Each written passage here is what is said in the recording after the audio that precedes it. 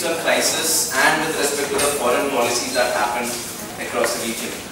Yeah, so if we look at the foreign relations in general, so foreign relations is more or less based, especially in the Middle East, on the basis of allies of oil, but not in the allies of other factors.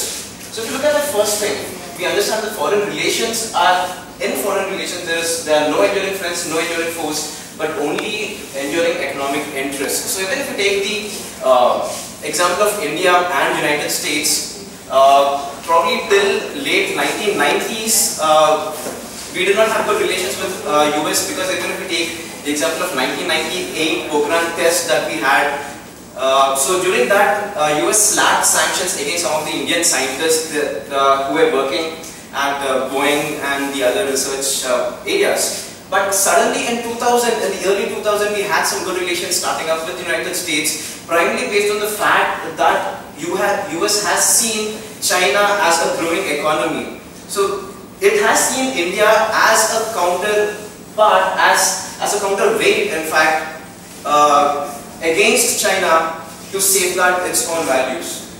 So, and the second one, if we look at microeconomics, it states that foreign policies are based on expanding the production frontier. So what is the production frontier? That is nothing but the total capacity of a system to produce goods and services. So it's not the ability, it's not that it's producing, but it's the ability or the capacity of the total production outcome of a particular system.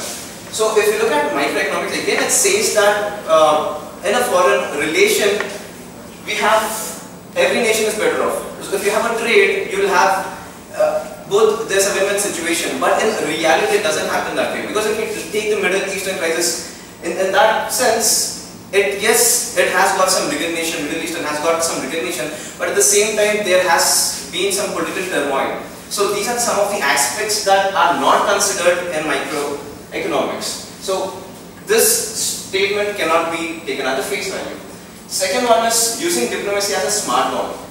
So yes, diplomacy is a smart bomb, because once you realize that not all things can be settled using wars, because war is a costly affair, you become diplomatic and then you start pushing your own interests in the name of diplomacy. So which is, I don't know, it's good to some extent, but yeah, which is better than war any day.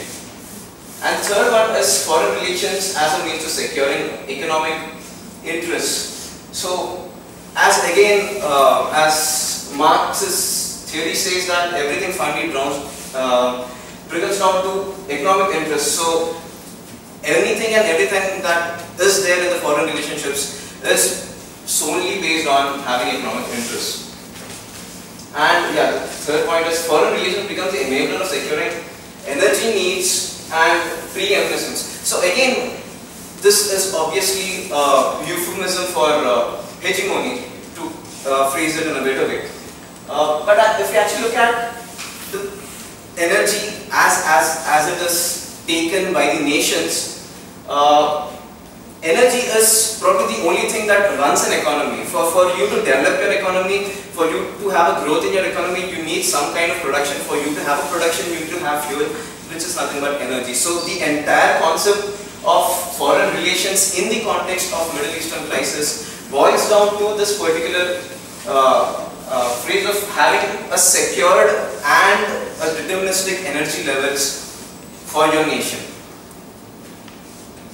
So the backdrop of it, Ashish. So Akash talked about the present scenario and the value of oil that is present today. I'm going to take you through some historical political aspect that oil has been able to produce in the world. So it's better to take a look at the Middle East map, because we're going to discuss a lot of nations. So we have Iran here, next to Iraq, and this portion is called Kuwait. It's like heavily enriched with oil. And Saudi Arabia, the biggest area that it includes. And we have Israel and Palestine somewhere. And they are always at fight with each other. So before we proceed, so we're going to start by looking at oil, the way it commoditized and the way it becomes so important to everyone, by looking at the Gulf War 1990s. It is not in a chronological way. I will go way back into 1920s as well, and then come to 1990s. So The basis of Gulf War was Iraq by the late 1980s or 1979, sorry, was running out of oil. So it aimed to acquire Kuwait for its oil reserves, and Kuwait being a small entity had to take the support of the United States. And the reason why the United States helped Kuwait was that because it felt threatened that Kuwait and Iraq would form a diplomatic relationship and control all the oil supply in the world and dominate the market. So to avoid that, United States helped Kuwait and Saudi Arabia fight against Iraq, and so the Gulf War was aimed at stopping Iraq's response to invade and annex Kuwait by USA, because that was leading it to become the ultimate oil power in the world. This happened in 1990s, USA after the Gulf War continued to protect Saudi Arabia, Kuwait and United Arab Emirates.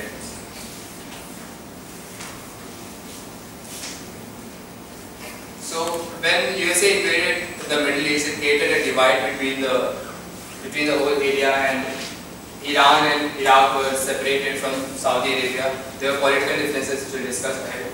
And Turkey emerged out as an important US ally. It was undivided by the Arab split, and it continued to supply Caspian oil to the world market. But as time passed by, more and more, now I'm going back to the history of the oil. And time passed by, more and more countries felt the need to preserve oil. They thought that being a non-renewable resource, it's important that we, procure it. I mean, this is the time when we can say that the commoditization of oil really started. People started valuing it more, and they wanted to preserve it and procure it for future purposes. So, after the Gulf War, when things settled down, USA's plan was to keep Iran and Iraq at fight with each other and not let them have a say in the oil world market. But it failed to do so. USA was cornered by Iran and Iraq, and it took Israel with it and continued to do oil trade with it. And Iran and Iraq did well to grow in the world economy.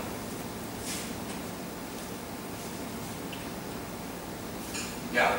So what happened was, when the Middle East was dominated by rulers, when foreign nations showed interest in the Middle East, the rulers that were present there, they felt important. They felt that as if whatever resources they had with their nation was important to the whole wide world, and they were the most precious of the people, that every other country wanted to come and talk to them. So foreign oil investment improved the bargaining position of the Middle East. Every other powerful nation wanted a piece of its oil, and actually what happened was, due to this outrage of everyone wanting oil, the combination of regional dispute and foreign intrigue created turmoil in the political structure of the Middle East. The small states that were present there, Iran, Iraq, they started fighting with each other, not realizing the ultimate value that they had. And obviously they were being controlled by different foreign powers, as we'll see here.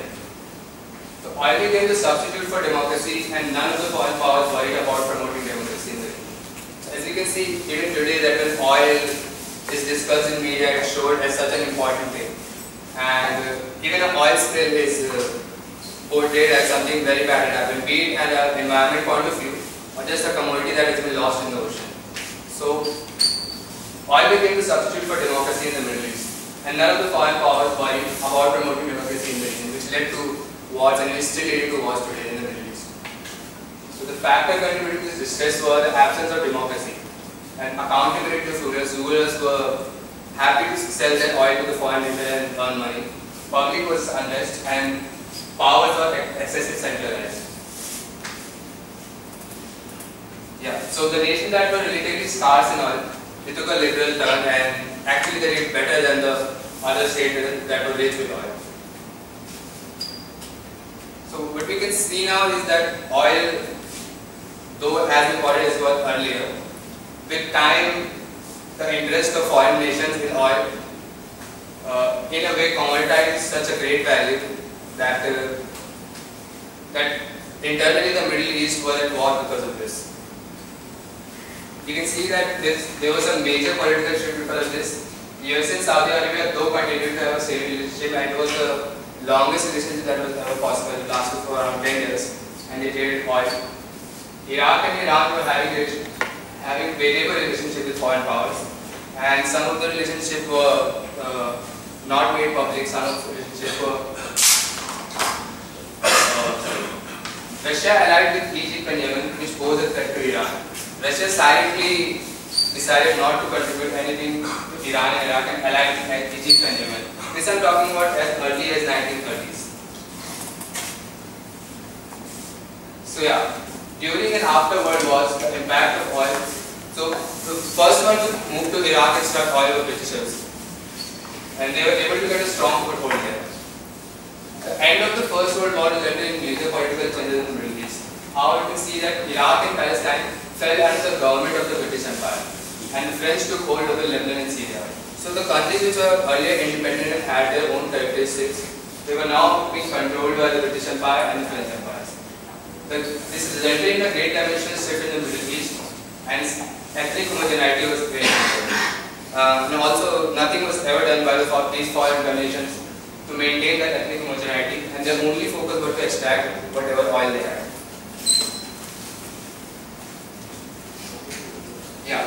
So Saudi Arabia was the only country and the largest that we saw on the map who was able to maintain its own institution and was not directly controlled by a foreign nation.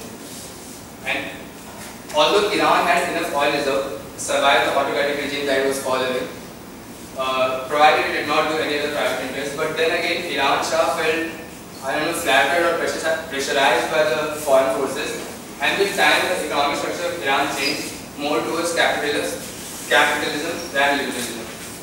And when Iran's oil started depleting in late 1970s, this is what ultimately led to the Gulf War. We are again reaching there. The United States of America took political distance from Shah of Iran.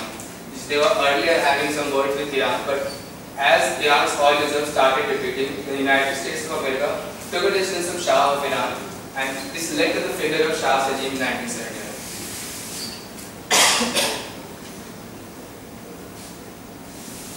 Also, Iraq in the early 1960s had devised some structures to improve its political structure, but it failed to meet all of them given the democratic and economic shift that happened because of the World War. Its aim to diversify into other domains, industrialize Iraq, and reduce dependence on oil and trade. And they were more and more dependent on foreign nations to procure their oil and serve them. So the oncoming of Saddam Hussein fostered the political powers become more personalized and materialized. So what we are seeing is that as time passed by and more people, more and more nations went toward grabbing the oil of the Middle East, the very structure of the Middle East hampered, and it led to various bits and pieces and different hegemonies and different ideologies. There was strong atoms of regional cooperation in the Middle East as well. Everyone was fighting among each other. So this was the historical backdrop of what oil has been, how oil has been changing the political scenario of the world. And to continue, I would like to.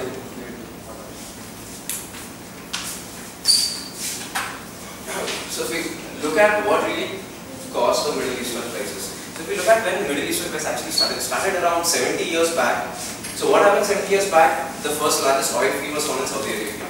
So all of it started with that particular point. So if we look at some of the driving factors, first is securing oil supply and price against uncertainty. So if we look at again any nation that we take, if we take West for example, West is the highest consumer of fuel.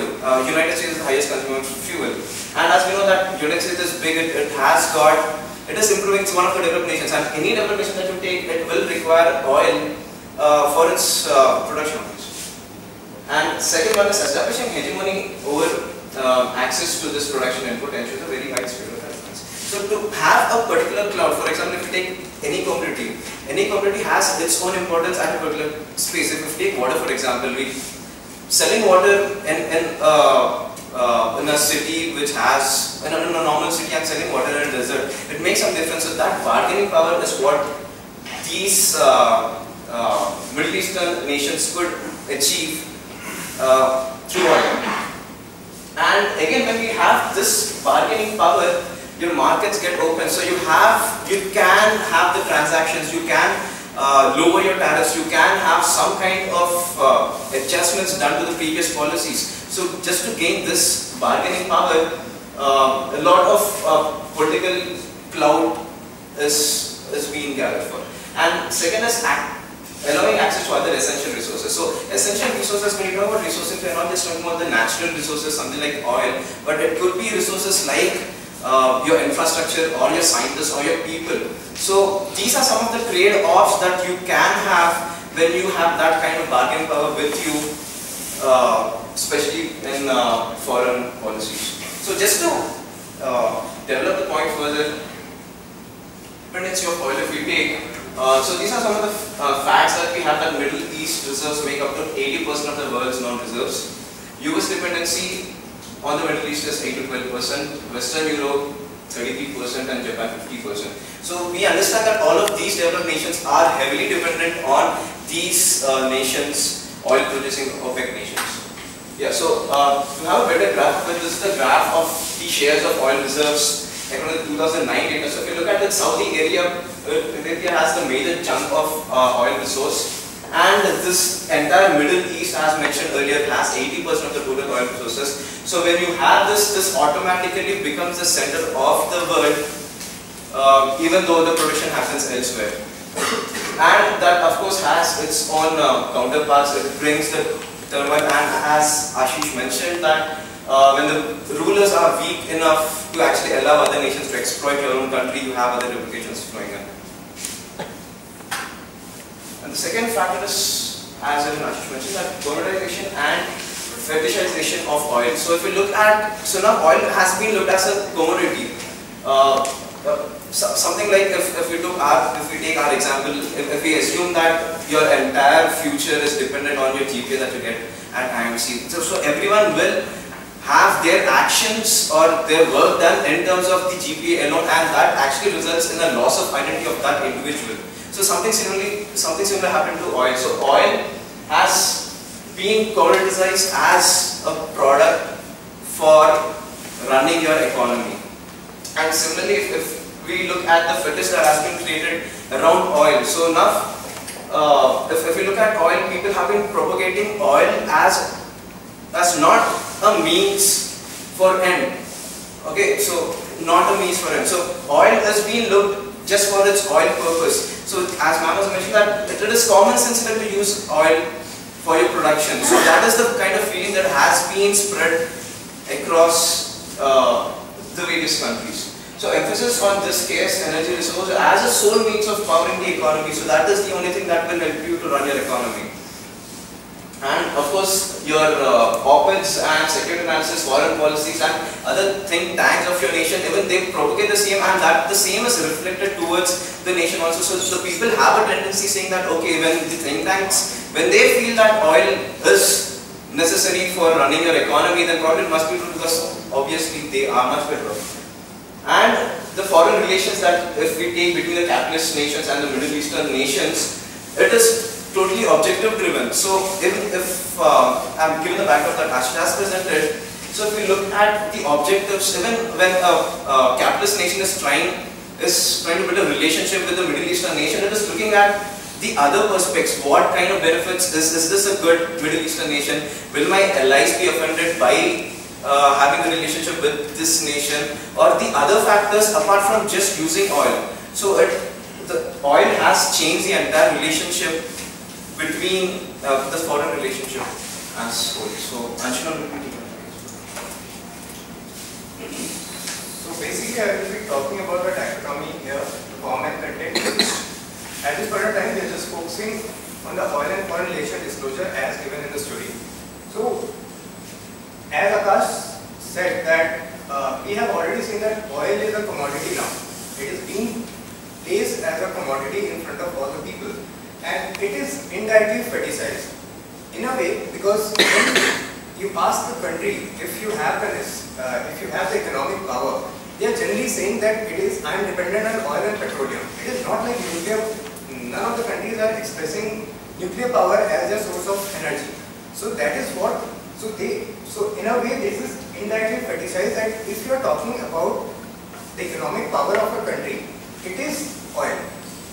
So now since we are saying that since oil is actually your power source, so it is actually driving your economic welfare. So when we are saying, initially we are saying that oil is actually used for economic welfare, and if you have enough reserves, it is actually portrayed as a scarce resource. So oil is actually a scarce resource which is actually generating, you know, the welfare which is actually needed for that particular country. So if you are trading oil, so you want to make sure that the other nations, there is a chance that either you have a very vast reserve of your oil, or you try to cut off the other nations for their oil reserves. So this is what, so when you are focusing on the form and content, the actual content is, since I am protecting my scarce resource, this is what I want to do for the, you know, till it is available with me. So the general hypothesis which we have, you know, developed from here is the conflict of the energy security is not really among the nations.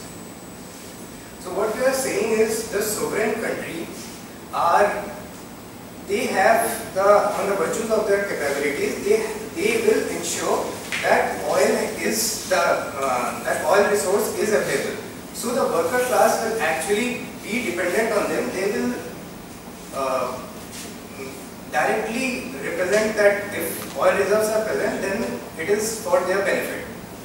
And so in this way the economic structure and system is maintained, but for the class groups it is not. And the second point is the Middle East crisis will not be resolved until the region runs out of oil. So this hypothesis we have made on the basis that the Middle East crisis is a general mechanism by which they are making sure that the oil exporting countries do not form a stable cartel.